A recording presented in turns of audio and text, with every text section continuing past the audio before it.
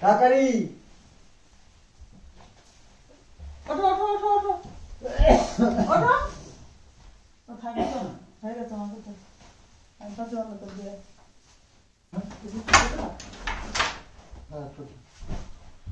Lip card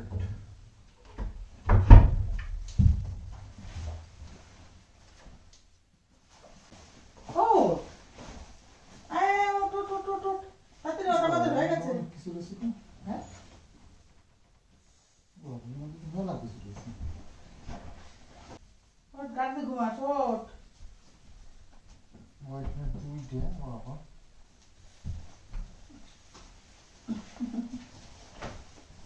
শুভ সকাল বন্ধুরা, একদম সকালবেলা 4টের সময় ঘুমের থেকে উঠেছি, 4:30টার মধ্যে রেডি হয়ে বেরিয়ে পড়েছি।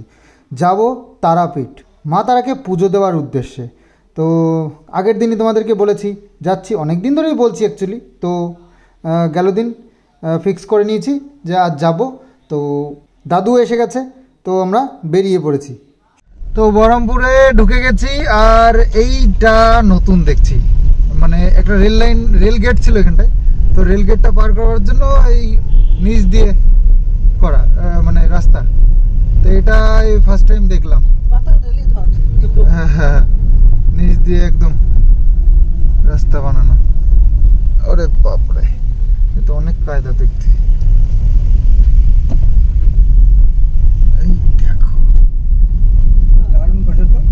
হ্যাঁ, আর ছবি টবি এঁকে দিয়েছে, বাহ সুন্দর। আগে রেল লাইন পার হতে হতো, এই যে রেল গেট, এই যে রেল গেট ছিল, এটাকে বন্ধ করে দিয়ে করছি। এই দেখো বাবা, দুখানা বড় বড় বাম্পার। না, বহরমপুর বলতে ঢুকলাম সবে, শহর তো সামনে। গঙ্গার সাইড দিয়ে যাবো আমরা।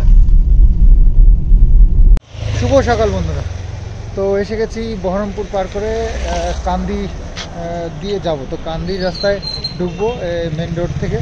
তা হচ্ছে চলে গেল সোজা মালদা শিলিগুড়ি এদিক দিয়ে, আর এদিকে হচ্ছে বহরমপুর, আর এদিকে যাবো আমরা। বিস্কুট খাওয়া নাও, তাহলে বিস্কুট নাও, নাও না। কি চা খাওয়া? সকালবেলা কোল্ড ড্রিঙ্কস খেয়ে নেবো। না না, সকালবেলা ওইসব কিছু খায় না।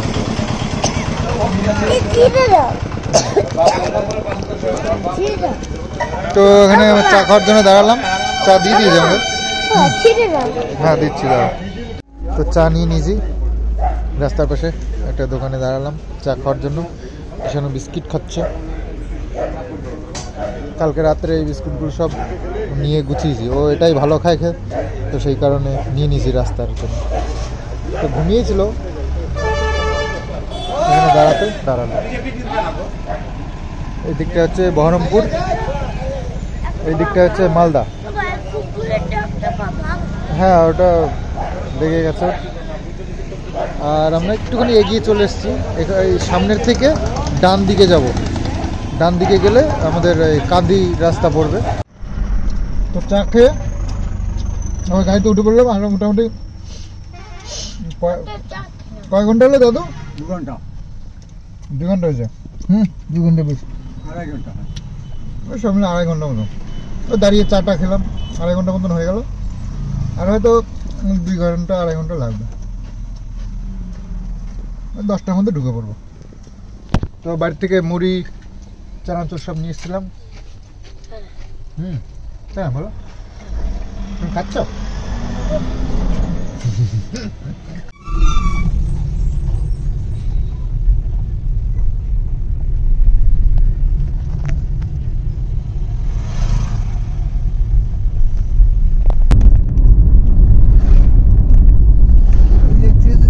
এইবার মাঠ দেখো,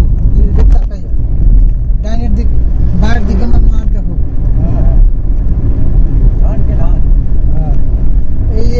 এই জন্যই খড়গ্রাম নাম হয়েছে, বুঝলাম। মানে খড় মাঠে পড়ে থাকে, বোধহয় নেই নাম।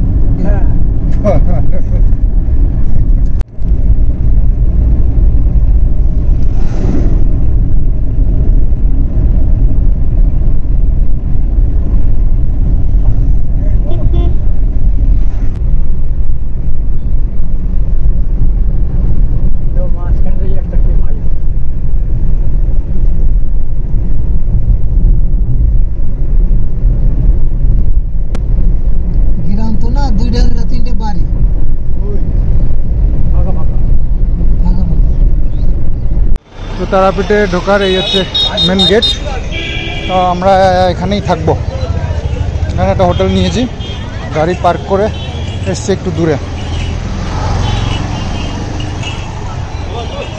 তো এই যে হোটেল, এই হোটেলটাই আমরা ঢুকছি। পেয়ে গেছি আমাদের হোটেল, আর বেশ বড় একটা হোটেল। আমরা যেহেতু 5 জন রয়েছি কিষানকে দিয়ে, তো সুন্দর এরকম একটা এই পাশে রুম রয়েছে। রুম বলতে একটাই রুম, এরকম বড় একটা বেড রয়েছে, এর থেকেও বড় একটা বেড রয়েছে কিন্তু। তো আর এটা হচ্ছে টয়লেট, হ্যাঁ টিভিও আছে। এই দেখো এই বেডটা আরো বড়, তো এক একজন এক এক মাথায় শুয়ে থাকবো, কোনো সমস্যা নেই।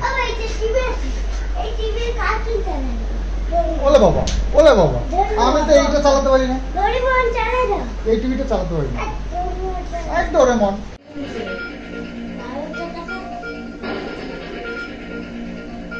তো এসে গেলাম হোটেলে। আসলে খাওয়া দাওয়াটা সারবো এবার। খাওয়া দাওয়া করে তারপরে রেস্ট করে স্নান করব, তারপরে বিকেলে দেবো পুজো। তো এরকমই প্ল্যানিং রয়েছে আমাদের। তো যাই হোক, একটা হোটেলে চলে এসেছি, নিরামিষ খেয়ে নেবো এখন।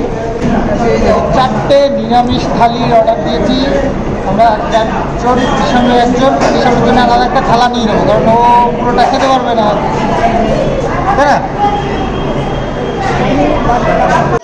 চলে এসছে আমাদের খাবার। দিয়েছে ডাল, পোস্ত, একটা সবজি, পাঁপড়, চাটনি আর আলু ভাত। তো কিষানের জন্য পরে আর একটা থালি নিয়েই নিলাম, সবাই আলাদা আলাদা থালি, ভেজ থালি। তোমার এই যে খাওয়া দাওয়া করে আমরা বেরোলাম। এবার যাবো একটু মন্দিরের দিকে, কেমন ভিড় হয়েছে দেখবো। আর এখানে তো সেরকম খাওয়া দাওয়া করলো না, ওর জন্য একটু লুচি পুরি নিয়ে যেতে হবে। চলো মন্দিরের থেকে একটু ঘুরে আসি তারপরে। আর এই হচ্ছে মন্দিরের রাস্তা।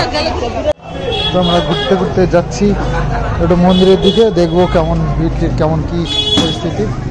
আর এই মন্দিরের রাস্তায় শুধু দোকান আর দোকান। দেখো, এই যে তারাপীঠের মন্দির। তো এখানে পুজো দিতে হবে, তো আসবো পরে। এখন আমরা দেখতে আসলাম যে কেমন ভিড়, বা মায়ের মন্দিরটা অনেক দিন দেখি না, তো এলাম। খাওয়া দাওয়া সারলাম, সেরে একটু মায়ের দর্শন করতে পারিনি, তবে মায়ের মন্দির দর্শন করে এসেছি। দেখলাম প্রচুর ভিড়, প্রচুর। তো বিকেলবেলার দিকে ভাবছি পুজোটা দেওয়ার চিন্তা ভাবনা করেছি। তো যাই হোক, এখন একটু রেস্ট করছি। কিষানের জন্য পুরি নিয়ে আসলাম, ওর জন্য আলাদা একটা থালি নিয়েছি, 100 টাকা করে প্লেট। তো 4 জনে 4টে নিয়েছিলাম, ওর জন্য একটা নিয়েছি 5টা। তো খাইনি, দেখলাম ওই ভাত তো নিয়ে আসা যাবে না, ওই পুরি ভালো খাই, ডাল পুরি আর সবজি, এটা নিয়ে এসছি। এখন বসে বসে খাচ্ছি।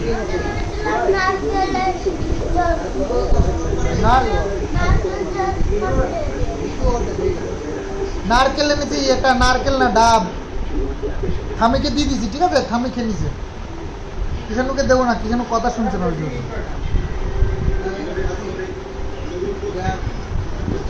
লুচিগুলো সব খেলে তারপরে আমি একটা ডাব এনে দেবো। আচ্ছা, ভালো হয়েছে লুচিটা। তো এখন একটু রেস্ট করে স্নান করে তারপরে যাবো পুজো দিতে সন্ধ্যের দিকে।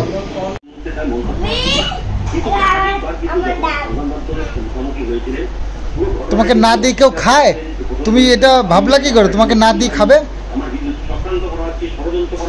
তুমি কথা শুনছিলে না বলে লুকিয়ে রেখেছিলাম, বুঝতে পেরেছ? তো দাদুর স্নান করে রেডি হয়ে গেল, এই যে একদম সাদা জামা, তারপরে একটা সুন্দর প্যান্ট, একদম রেডি। তা আমাদেরই বাকি, এখন আমরা স্নান করবো এক এক করে। একটাই বাথরুম, তো কিষানু গেছে, কিষানু স্নান করবে, একা একা করছে।